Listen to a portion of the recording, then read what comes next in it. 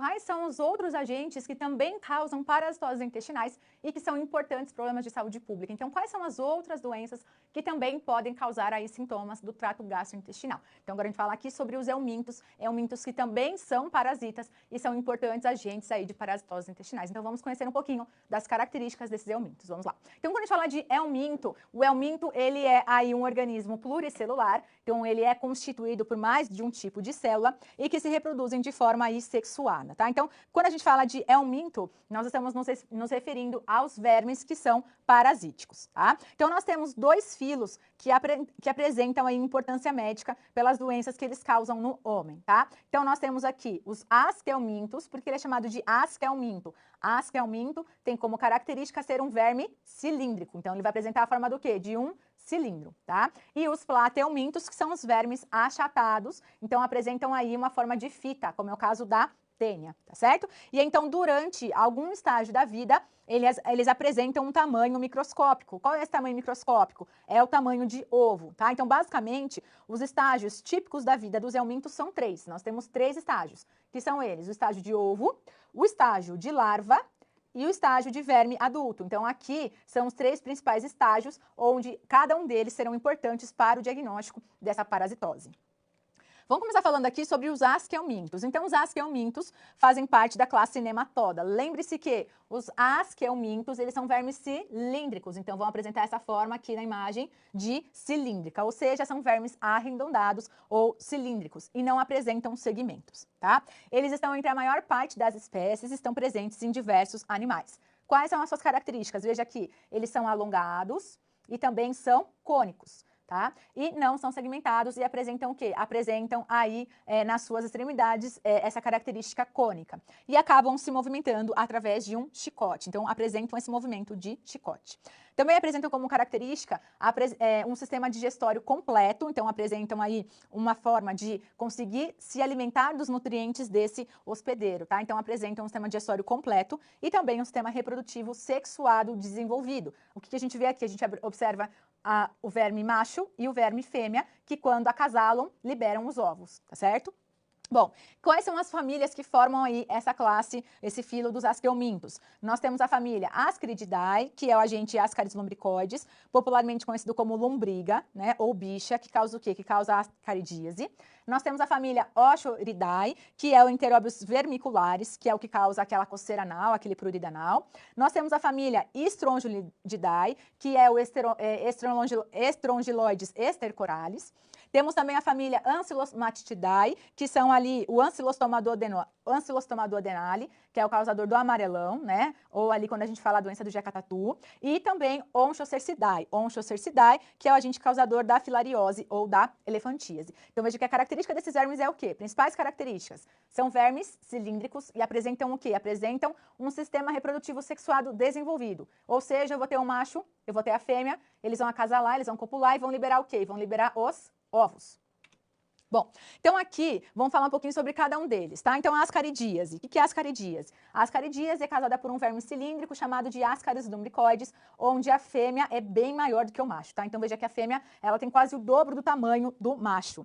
Qual que é a forma da transmissão? A forma da transmissão é a ingestão dos ovos que estão presentes aí nos alimentos contaminados. Então um indivíduo que é contaminado, ele acaba defecando ali, essas fezes contaminadas contaminam o ambiente, contaminam os alimentos e aí o indivíduo vai ingerir aí os alimentos com esses ovos contaminados. Nós temos aqui a enterobíase que é causada aí pelo Enteróbios vermiculares, que é o oxiuro. O oxiuro também é um verme cilíndrico que vai causar o prurido anal, tá?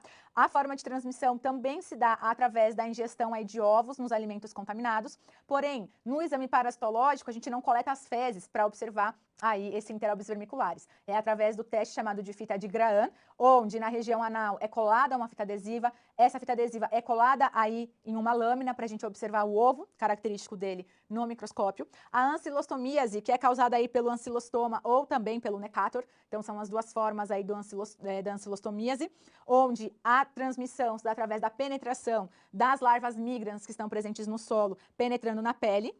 ou também aí através da ingestão orofecal, onde o paciente apresenta como principais sintomas, e você vai entender por que amarelão, ele apresenta anemia, então o indivíduo apresenta uma pele amarelada, uma erupção cutânea devido à migração da larva migrans, sintomas gastrointestinais, febres e também dores nas articulações e nos músculos, e a estrongiloidíase, que é causada aí por um verme cilíndrico, que é o Strongyloides estercoralis. Então veja que a característica dos asqueumintos aí dessa classe nematoda é que os vermes, eles são como? Os vermes, eles são cilíndricos. Quando a gente observa o indivíduo, às vezes ele pode, dependendo do estágio que ele está da doença, tá eliminando esses vermes nas fezes, então a gente consegue observar pelas características, tá?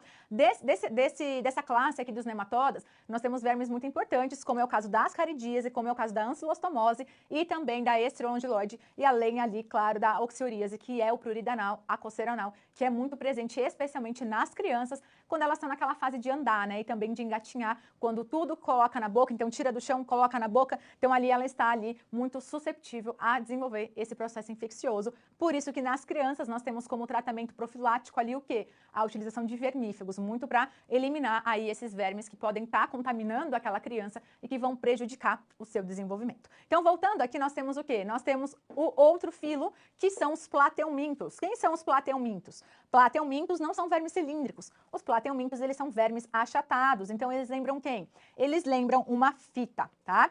Diferentemente aqui, os plateumintos, eles são o quê? Eles são hermafroditas. Então, o que acontece aqui? Ser hermafrodita significa que o verme adulto, ele vai ter tanto o masculino quanto o feminino, tá? Se a gente parar para pensar, quando a gente fala aqui dos asqueumintos, eu preciso de um macho, de uma fêmea, preciso que eles copulem, que eles acasalem para liberar os ovos.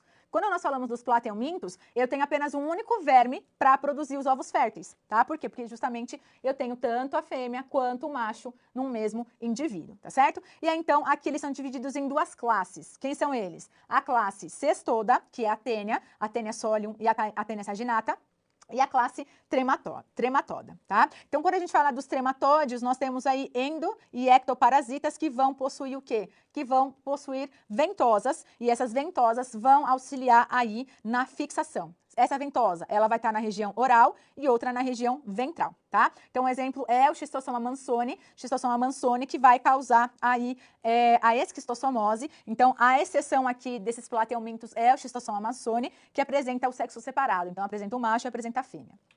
Bom, então a classe cestoda. Quem são as cestodas? São as tênias.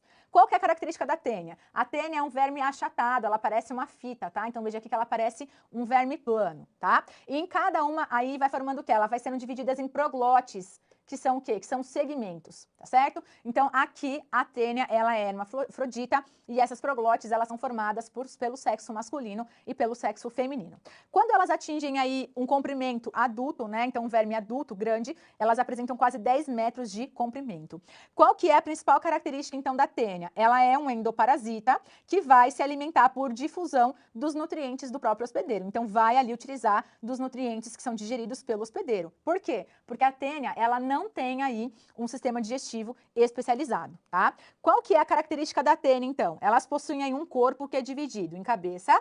Na cabeça, ela tem o escólex. O escólex serve para quê? Aqui veja que ele tem ventosa, e essas ventosas é que vão fixar esse parasita aí no trato gastrointestinal do hospedeiro. Ela é formada aí por colo, ou também chamado de pescoço, e estróbule, ou corpo, onde nós temos aí as proglotes, tá certo? Onde nós temos o sexo masculino e feminino.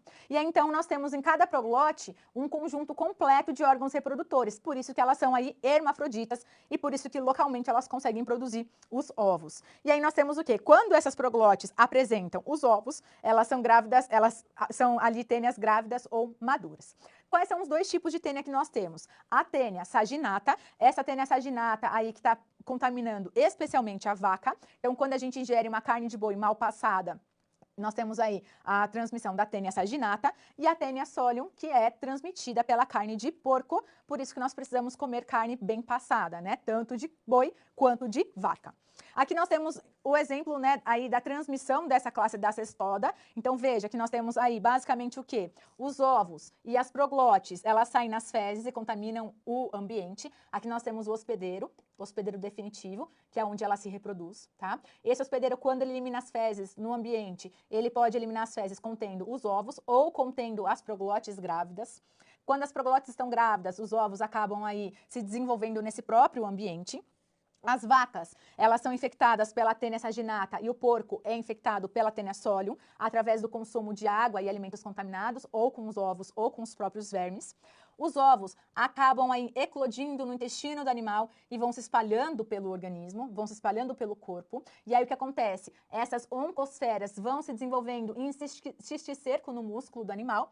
E aí quando a gente ingere uma carne crua ou mal passada, a gente acaba se contaminando, tá? Então veja que nós temos o quê? Nós temos aqui a principal forma de transmissão dessas doenças, o quê? A ingestão aí de carne mal passada, tá? Porque os animais, eles são contaminados ali no ambiente com alimentos ou com água que tem as fezes, tendo os ovos ou o próprio verme, o verme adulto. Como ele é hermafrodita, tem o sexo masculino e feminino, então eles acasalam e liberam os ovos. Esse animal, quando se alimenta desse alimento aí contaminado, os ovos acabam eclodindo e as larvas acabam penetrando no músculo ali daquele animal, que é o que a gente come. A gente come o músculo, né? A carne é o músculo. E aí, então, esse ovo eclode ali vai formar o quê? Vai formar o cisticerco. Então, se a gente come uma carne mal passada, uma carne ali crua, o que vai acontecer? A gente pode ali ingerir uma carne que está contaminada e desenvolver essa doença que é a teníase. E agora nós iremos discutir uma outra classe desse cestoda aí, que é o Schistosoma mansoni, causador aí da esquistossomose. Vamos lá. Então, nós temos aqui a classe do Schistosoma mansoni, que são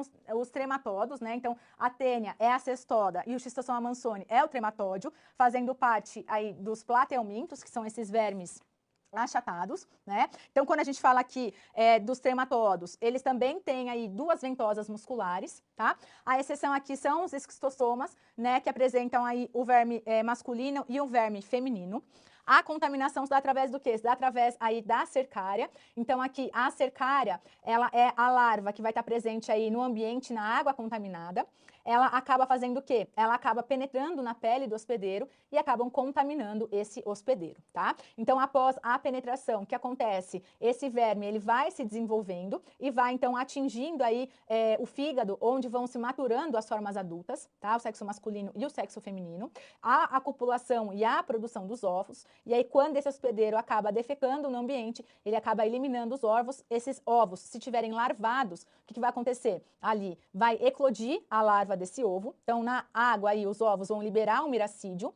O miracídio é a larva que vai infectar o caramujo. Dentro desse caramujo, esse miracídio, ele vai se desenvolvendo. E aí, quando ele encontra ali uma temperatura agradável, o que acontece? Ele se desenvolve em cercária e essa cercária acaba aí penetrando a pele do homem, tá? Então, aqui nós temos aí o outro exemplo, que é a esquistossomose, onde nós temos aí o caso da cercária, que vai penetrar a pele do hospedeiro. Então, isso é muito comum, especialmente nos pescadores, né? Quando pescador, seja ele um pescador que vá trabalhar com a pesca ou pescador que vai só pescar mesmo ali como um hobby, né? Como um horário livre. E aí, quando eles vão nesse ambiente de água, descalço ali de chinelo, a cercária acaba penetrando. Então, é muito importante aí utilizar das medidas de prevenção e entender como que acontece essa contaminação para que a gente possa prevenir que essa doença se desenvolva e que essa doença ocorra.